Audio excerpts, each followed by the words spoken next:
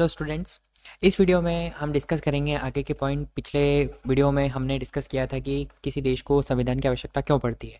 किसी देश को संविधान की आवश्यकता पड़ती है तो उसके रीजंस क्या क्या हैं। पिछले वीडियो में हमने पहला पॉइंट डिस्कस किया था, चर्चा की थी उसकी, जिसमें हमने ये बात की थी कि जो देश के नागरिक होते हैं उनके जैसे आदर्श होते हैं वैसे आदर्श वो संविधान में लिखते हैं। तो अगले आज इस वीडियो में, ये पार्ट 2 है, इस वीडियो में हम 2 पॉइंट्स को डिस्कस करेंगे। पहला पॉइंट होगा हमारा, देश का संविधान उस देश की राजनीतिक व्यवस्था को बताता है। राजनीतिक व्यवस्था का क्या मतलब है? राजनीतिक व्यवस्था का मतलब है कि वो देश क्या होगा, लोकतांत्रिक होगा, तानाशाह होगा या राजतांत्रिक होगा।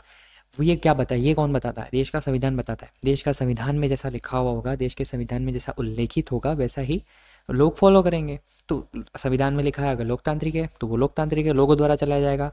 तानाशाही का मतलब किसी एक ही सरकार के द्वारा, किसी एक ही व्यक्ति के द्वारा शासन किया जा रहा है, तो वो तानाशाही है। वो संविधान बताएगा। या तो राजतांत्रिक है, वो भी संविधान बताएगा, या लोकतांत्रिक है, ये संविधान बताएगा। तो राजनीतिक व्यवस्था, सिस्टम, पॉलिटिकल सिस्टम कैसा होगा, ये कौन बताता है? संविधान बताता है। तो अब इसका उदाहरण क्या है? नेपाल का पुराना और नया संविधान। देखिए, नेपाल के पुराने संविधान में क्या था? राजतंत्र था। राजतंत्र के साथ में लोकतंत्र था। उस हिसाब से संविधान बना हुआ था कि हाँ भाई, आधी शक्तियाँ, कुछ शक्तियाँ राजा के पास होती, कुछ शक्तियाँ लोगों के पास होंगी। तो दोनों शक्तियाँ मिलाकर बनाया था, वो नेपाल का पुराना संविधान था। लेकिन जैसे ही नेपाल के लोगों ने पुनः अपनी लोकतांत्रिक जो व्यवस्था थी वो हासिल कर ली आंदोलन करके, इसके बाद में जो नया संविधान बनाया गया लोगों द्वारा, उस संविधान में अच्छे से उसको डिस्क्राइब किया गया कि नहीं, हमारा अब जो देश है वो पूरा का पूरा लोकतांत्रिक रहेगा, पूरा का पूरा लोगों द्वारा चलाया हुआ रहेगा।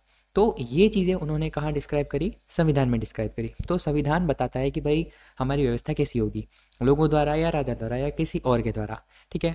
साथ ही यह निर्णय प्रक्रिया के नियम तय करने में भी अहम भूमिका निभाएगा। चलो, अब कोई देश बन गया लोकतांत्रिक, लोकतांत्रिक बन गया, चलो ठीक है। लेकिन अब उस लोकतंत्र को हम फॉलो कैसे करेंगे? लोकतंत्र को आगे कैसे बढ़ाएंगे? तो उस लोकतंत्र का संचालन कैसे करना है, उस लोकतंत्र को चलाना कैसे है, किन नियमों के अनुसार चलाना है, ये जो नियम हैं वो भी कहाँ लिखे हुए रहते हैं? संविधान में लिखे हुए रहते हैं। अब हमने अलग अलग तरह के निर्णय लेने हैं। मान लो किसी चीज़ से रिगार्डिंग हमको कोई डिसीजन लेना है, तो वो डिसीजन हम किसके बेस पे लेंगे? हम उस संविधान के बेस पे, हम उस देश के कॉन्स्टिट्यूशन के आधार पर, उस संविधान के आधार पर लेंगे। और किस लिमिट में लेना है ये भी क्या है? उस संविधान में लिखा हुआ रहता है। तो साथ ही यह निर्णय प्रक्रिया के नियम, हम जो डिसीजन मेकिंग लेते हैं, बड़े बड़े लीडर्स जो हमारे शक्तियाँ लेंगी, तो वो भी उस नियम में लिखा हुआ रहेगा। जैसा वहाँ लिखा हुआ रहेगा उसके हिसाब से, उसके अकॉर्डिंग हाँ नियम रहेंगे, उसके अकॉर्डिंग ही क्या होगा? संचालन पूरा देश का चलेगा। तो ये पहला पॉइंट है, समझ में आ गया आपको?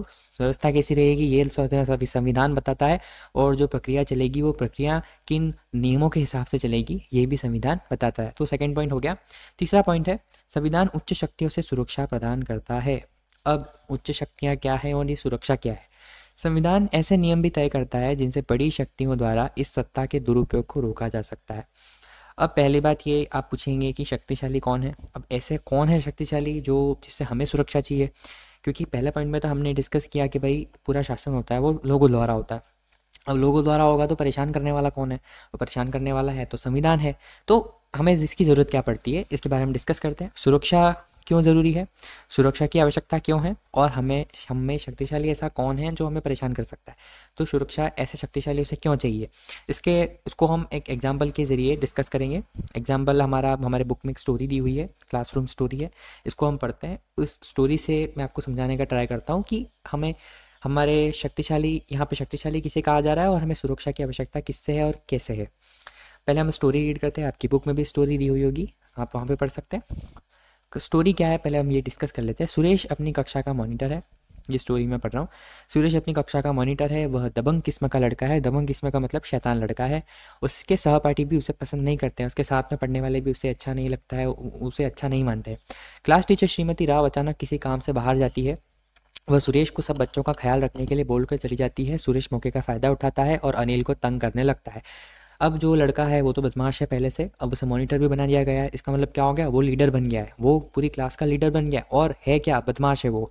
तो वो क्या करता है? एक लड़के को बिना काम का परेशान करने लग जाता है। अनिल, आज मैं राव मैडम से तुम्हारी शिकायत करने लगाने वाला हूँ। अब वो क्यों? लेकिन वो लड़का बोलता है लेकिन मैंने किया क्या है?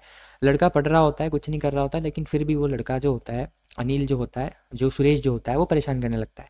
श्रीमती राव के लौटने पर अब जो सुरेश होता है वो मैडम जब वापस आ जाती है मैम, तो वापस उन्हें बोलता है, जब आप कक्षा से बाहर गई हुई थी तो अनिल शोर मचाकर सबको परेशान कर रहा था, उसने मेरी बात भी नहीं सुनी। अब उस लड़के ने तो कुछ नहीं किया, अनिल ने तो कुछ किया नहीं भले, लेकिन सुरेश ने मैडम से अपनी उस लड़की की शिकायत, अनिल की शिकायत कर दी, वो भी बिना वजह के। अब होता क्या है, अब मैम जो होती है वो अनिल को फटकार लगाती है, अनिल आज तुम्हें पूरी छुट्टी के बाद यहीं रुकना पड़ेगा, तुम आज 100 बार लिखोगे कि मैं मॉनिटर को तंग नहीं करूँगा। अब वो अनिल फिर कहता है, मैडम मैंने कुछ नहीं किया, लेकिन मैडम उसकी कहाँ सुनने वाली है। अब यहाँ पे हुआ क्या, मैम ने उसे डांट क्यों लगाई बिना प्रूफ के स्टिल, क्योंकि सुरेश जो था वो पावर में था, सुरेश के पास ऑफिशियल पावर थी मैम की तरफ से दी हुई कि हाँ कोई भी परेशान करेगा तो तुम शिकायत कर सकते हो, उसके खिलाफ कार्रवाई होगी। तो ये पावर देने के बाद हुआ क्या, अब जिसके हाथ में पावर गई, सुरेश जो कि एक दमन लड़का था, जो कि बदमाश था, अब उसने उस पावर का क्या किया, गलत मिसयूज़ कर दिया, यूज़ उसका गलत कर दिया, मिसयूज़ कर दिया। कैसे, जो लड़का पढ़ाई कर रहा था, जिस लड़के ने कोई भी शरारत नहीं की, उसी लड़के को उसने सज़ा दिलवा दी।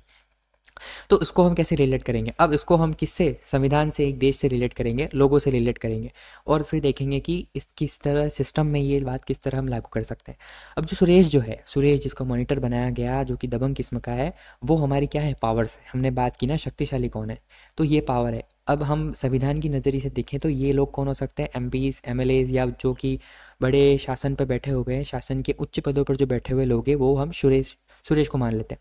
अब मान लीजिए कोई इंसान किस नेचर का हो सकता है हमें नहीं मालूम, ठीक है, तो हो सकता है कोई ऐसा, किसी का दिमाग, किसी का जो नेचर है, किसी की प्रकृति ऐसी हो सकती है, ऐसी बदमाशी भरी, तो वो क्या कर सकता है। अब क्लास के जो लोग हैं वो आम जनता है, क्लास के जो बच्चे हैं वो क्या है, आम जनता है, और जो मॉनिटर बना है वो पॉलिटिकल लीडर है। हो सकता है वो पॉलिटिकल लीडर अनावश्यक किसी बिना रीज़न के लोगों को परेशान करने लग जाए। तो इस स्थिति में क्या होगा, अगर संविधान नहीं बना हुआ है, तो जैसा कि अनिल को बिना गलती के, बिना किसी गलती के सज़ा का भुगतान करना पड़ा, वैसे ही लोगों को भी उनकी बिना गलती के, बिना किसी वजह की सज़ा का भुगतान करना पड़ सकता है, ठीक है। तो जैसा इस क्लास मॉनिटर ने अपनी शक्ति का गलत उपयोग किया, उस लड़की को सज़ा दिलवाई, वैसे हो सकता है कि कोई पॉलिटिकल लीडर भी आम लोगों को परेशान कर सकता है। पॉलिटिकल लीडर कौन, यहाँ पे सुरेश जी का कौन है, जिनको हम चुन के भेजते हैं, एमपी, एमएलए, कोई भी, मैंने जैसा आपको पहले ही बता दिया। तो वो लोग क्या कर सकते हैं, बाद में चलकर मिसयूज़ कर सकते हैं अपनी पावर का, कोई डाउट नहीं है। अगर हो सकता है किसी चांस में अगर ऐसा हो जाता है तो लोगों को फिर परेशानी उठानी पड़ सकती है। तो हम ये कह सकते हैं कि राजनेता अपनी शक्ति का दुरुपयोग कर सकते हैं। ऐसा चांस हो सकता है कि भाई उनके पास अगर पावर आ जाए तो वो उसका गलत इस्तेमाल कर सकते हैं। अतः संविधान में ऐसे नियम भी हैं जो इस स्थिति में सुरक्षा प्रदान करते हैं, उदाहरण के लिए मौलिक अधिकार।